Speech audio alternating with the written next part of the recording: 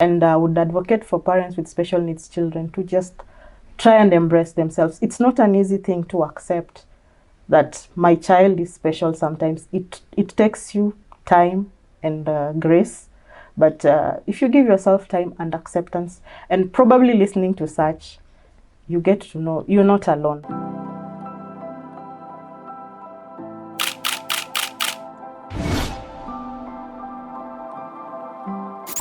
Welcome back to the Mamatoto Lounge. We had an episode of a very special woman who showed her resilience and courage, topped with a lot of love when she's raising her special need child. And you guys have asked a lot of questions and concerns, and guess what? We are back.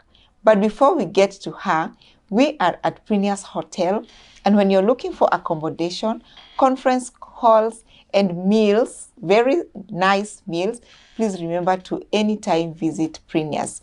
And thank you for subscribing. Thank you for sharing and the conversations, including the emails. And that is why we have these special episodes to answer your questions. Now, our guest, thank you so much. You'll still introduce yourself because of people who will be seeing you for the first time. And thank you for coming back again to share with us and to answer questions here. And because people have watched and admired your strength, you are back here. Karibu sana.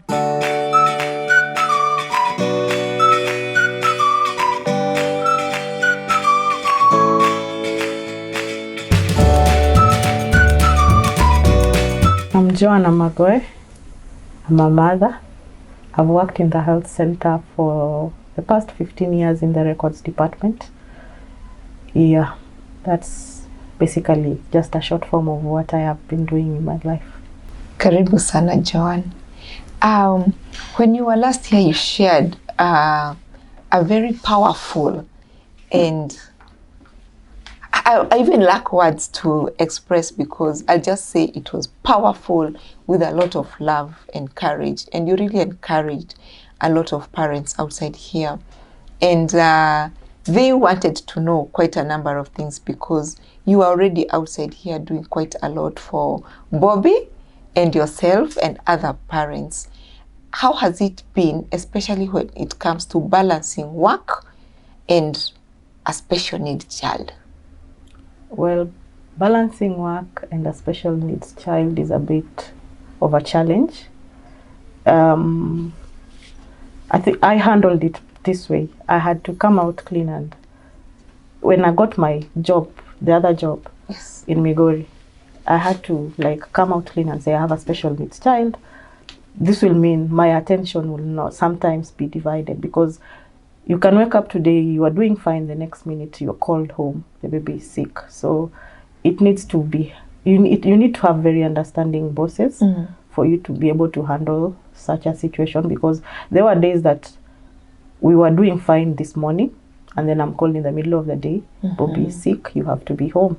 So apparently I had a good boss who sometimes I didn't even have to tell him personally. I would just call him, hey, I need to go home because Bobby is sick, and he would tell me, just go. You'll come and fill your leave forms later on. Wow. So it needs a very understanding boss. Yeah. But the first thing is, like you said, you need to open up right from the word go. Yeah. And because of opening it up and saying, look here, I appreciate this job and this is my position, do you think there are some parents who are hesitant, probably because they are looking at the boss and they're like, oh my God, will this one understand?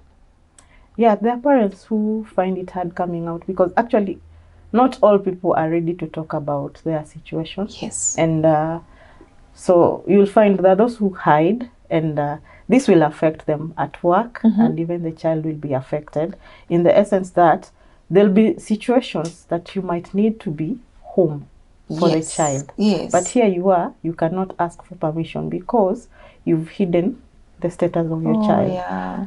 For me, I even brought my son's documentation at work so that they were put in my file. Yes. So that it would be known, this is what I'm handling. Yeah. It helped me in the essence that I was allowed to to be there for that boy. Yes. Yeah, anytime I was needed, I was allowed. But I had to put in extra hours some days because probably to pay back. And that is amazing. Are there some equipment you had to import for this support, and how are some of the availability and how expensive, even including the therapy, how even availability when it comes to looking for the right therapist and the affordability of the same? Well, I wouldn't say I imported any because of finances, because there are some you will need and you will not get them available. So you have to do an improvisation, because when you're at your therapy sessions, they'll tell you need something like this even at home, like that standing aid. Yes. So you ask them, okay, this is probably that one, Yahosi is made of metal, and probably yours. Now you ask them, okay, how can I get one? So they tell you how to make maybe one from wood. And now they tell you, bring your carpenter, akuje, we show him what he's supposed to do, apime, and then they guide him on what to do, which is financially straining, because there are times we will not have that money, but you feel the child needs this thing. So it might take you a few days or months maybe to be able to acquire it, depending on your finances. And medicine, yes, it could be readily available, but it's not all the time that you'll have the money to buy it. So I would say I had the support maybe of my parents, my siblings, but there will be days that you'll miss the medicines because finances were not allowing, because it consumes therapy, the medication. You have other responsibilities. So that you it's really consuming. have to balance. Because I'm wondering, you are going to public hospital for the physiotherapy. How is the availability of the medication and the costs implication? Because here we are talking about finances. There are many people who will not probably even go for therapy. Maybe they assume it's very expensive, or maybe they assume, and even if it's affordable at the public hospitals, the transportation also, so how is the balance? It's tricky, because like for Bob, the medications he was taking were not even available at the public hospital. So I had to buy them. Throughout, or are they available today, tomorrow they are not? They were never there. Never there. They were never there. The medicines that he had been prescribed for were never there. So I had to buy them at the pharmacists, and just as I had said in the previous session, they would cost me about to the likes of 10,000 per month. So you have to balance that. You have to take him for therapy sessions. But the good thing with therapy, for a child below 15, it was free then. So all I had to cover was the transport costs. But I don't know now how it's done. And then after 15, I started having a therapist come home. Which is also a bit expensive. I had to deny myself a lot. You have to because I need him to have this. So I'll have to do without that, because a session goes from 500 and above. Just one session. At home. And maybe you're supposed to do like 2 or 3 sessions in a week. So it's costly. So it needs you to deny yourself a lot, and if you're not in a financial position, then it means the child will the child will not have it at all. Because I'm looking like you had to check the balances, like is it affordable bringing in or going? And if you're going, there is a taxi, there is an Uber somewhere that you'll have to pay, because it's all about balancing. That is just way too much, and I think that is why these questions are coming in. So the other question a mother has asked is, at one time did you ever feel like quitting your job? So many times. Not once, not twice. Not once. Because there are days you have not slept in the night because the baby was sick in the night. You had to go to hospital in the night. And here you are, it's morning, you have to go to work. you're tired, you're feeling drained, and maybe you feel like you're taking also a lot of time off work, so unaona ni kama pia umekanika unasumbua. Uko na ka self guilt. So and handling my son's situation actually made me develop anxiety, and I really am not a people's person. So you see, having to go to work really meant I have to go and engage with people. So it would drain me. So I think I enjoyed more me time because that is the time I would internalize and think and restructure my head. Yeah, so it's so many times I really wanted to quit. Even in my previous engagement. Currently, I'm not working.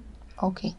I reached a point where I was like, it's too much, because I felt like my current the bosses I got after my previous employer were not understanding. There were days you have to do this for the child, you have to do that, and ukiomba ruhusa unaona ni kama inakuwa issues. So yeah. I reached points where I was almost quitting. Yeah. So sorry about that, but it gives me a next step. Part of the question is your relation with your colleagues, or even church mates, or in any social setup. At any given time, did you ever feel stigmatized? Did you ever feel like you don't belong, or your son does not belong? How did you try to fit in? My friends, my family, I would say they've understood, and a few people. But I've had a challenge maybe going to somebody's house with my boy, especially at an early age. Yeah. Because when eating, it was messy. The food will be all over. Yes. It's very few people who will understand this. Mbona mtu yame ananichafulia nyumba. Kuna wale usinichafulia nyumba. So I've avoided going to people who don't understand. When I get that, like, naona kuna ile ish, I'll avoid your place with my boy. I'll only go to places where we feel we are comfortable. Yes. And I want to assume that one would make you feel very hurt and probably discriminated, or am I using very harsh words? Yeah, it is, because even sometimes in the public, kuna wale watakuangalia, yani they stare, mnapita mpaka unasikia kumuuliza, si ukuje tu niulize, just ask me the question instead of staring. And I mean, it rubs you the wrong way, because you're like, unaona ni kama mtu ana stigmatize hata mtoto mwenyewe. Kama mimi mwenyewe kama mzazi, I get stigmatized. Je, mtoto mwenyewe. So it has been a challenge for us, but we are getting there. You're getting there. Natamani kukuuliza, like, how are you getting there? You know, like, could you break it for other parents who are also struggling, and they're like saying, Joanne has got it all figured out. We do it one day at a time. Beautiful. We handle a situation as it comes. Yes. When this one, tuseme tumefika mahali, mtu anataka kukuuliza, okay, the others will just ask you openly. Okay, yes. What is wrong na mtoi? Maybe if I feel like explaining, I'll explain. If I don't know, I don't think I need to explain myself to you. This is my child, he has a problem, but accept us as we are. Okay. I would say there's this situation when there was COVID. Hey, yes.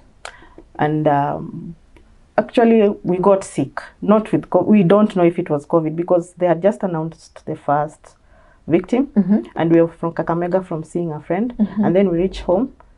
My son had a bad sore throat and fever.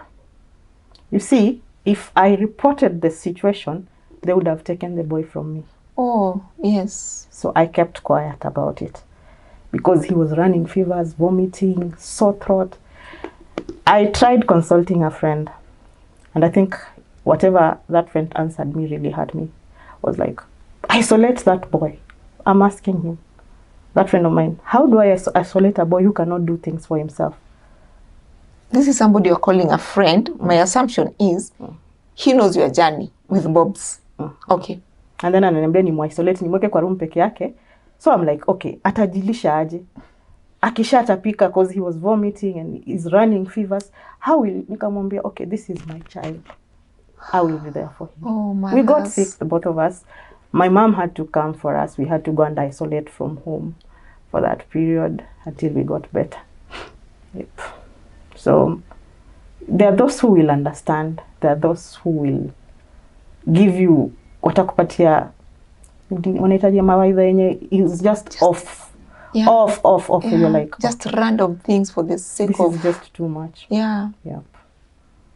So. Wow. But we do it a day at a time. A day at a time. Mm-hmm. That is beautiful. Still on the social setup, does Bobby do any extracurricular activity? Yeah, Bob plays chess in school. Beautiful. I'm yet to learn. Because I'm yet to learn because I feel like it's mind blowing. And then 2023 he participated in the poetry in school, went to the national levels. Yay. Won a trophy for doing a public speaking. Yes. A public speech, sorry. Yay. Yeah, he did a public speech and then won a trophy for the school. Thank you. So I'm so proud of you and so proud of Bob, and thank you for supporting, because one of the questions all about discrimination and stigma was, do they have their moment of special occasions and doing something extra accompanied by their parents? So far I've not seen any in school. Okay. They've not. Okay, maybe tu zile zenye mmeenda parents meeting nini, but special occasions for anything, they handle them in school. But I would okay, if there were support groups for parents and children with special needs, I think it would do better. Because okay, initially when we were in Love is Heaven, we had that support group, but after parents waliachana, it fell apart. But if it were to work, I wish for that, because it would really help the parents and the children to grow and learn from each other. Yeah. But unfortunately, even as I speak, I'm not in any. We are just handling our issues on our own. Yes, because that could be my next, like, are you in one of a support group? Because I think being human beings, we like identifying ourselves with a common factor or denominator. So yeah, getting a social support. So are you outside there and you know of this special support group of mothers or parents raising the special need children? We will be glad. Joanne and I will be glad maybe to join one and get the support that we really need. So with that, Joanne, the few concerns or questions that have been asked, what will be that parting shot that you want to discuss with or let mothers know when it comes to finances, fitting in, social acceptance, discrimination or stigma? What is that key thing that you have learned, you've worked there, and you can tell people so that they can also unlearn and learn something? When it comes to finances, I will say most of it is limiting, especially because a lot is needed. So for the few times you are able to afford to go for therapy, learn what they do so that you can also do it from home. Beautiful. Yes. You keep it up from home. And for me, I had to, like, whoever was taking Bob for therapy had to learn whatever they were doing. We would also do it from home. So it would help. The sessions you miss at the times you cannot manage to go to hospital, you just do it from home. Thing two, with stigma, it will still be there. So we learn to live with it. Yeah. Learn to handle the situations as they come. Yeah. And I would advocate for parents with special needs children to just try and embrace themselves. It's not an easy thing to accept that my child is special sometimes. It takes you time and grace. But if you give yourself time and acceptance and probably listening to such, you get to know you're not alone. Yeah. It's a journey, but you're not alone. Actually, there are so many who are going through the same. And for me, I would say I've tried to be there for some few friends that I've met. Some I met in Nyabondo. You would see their kids, wako a bit better. Oh, yeah. And wake, maybe kuna wale, they are just there. Amelala tu. avalishwe diaper, afanye kila kitu. Bob does not do diapers. Yeah. You see, so, and it's consuming. It drains a parent. It mentally inamkula. So, ni kuenda tu one day at a time and learning how to live with it. Yeah. So, I really want to say thank you. But before I give the last shots, there is somebody constantly you've been mentioning from the previous episode, and up to this moment, you're still mentioning that special person, and that is your mom. So I want you to talk to your mom here and tell your mom something. Mom, you have been my pillar. I think if it were not for her or you, I don't think I would have done the much I did for Bob. You stood with me, you guided me, you showed me the way. Even days that I was giving up, you took over and stood in the gap for me. I really appreciate you and pray that God keeps you healthy, that you will continue being there and supporting me and Bob. Thank you so much, Mom. That is amazing. That is amazing. Yeah, we'll keep giving flowers to people who have always been there for us. We come to the end of today's episode. We are so very grateful that you stood here with us. We are looking forward for you to keep conversations. We are at Premier's Hotel, and this is Mamatoto Lounge. And for us to bring this on your screen, it has been done this by Chanuka Studio, who are at Kondele. Please visit them and get the services right. Until next time, keep conversations. We are here. Bye.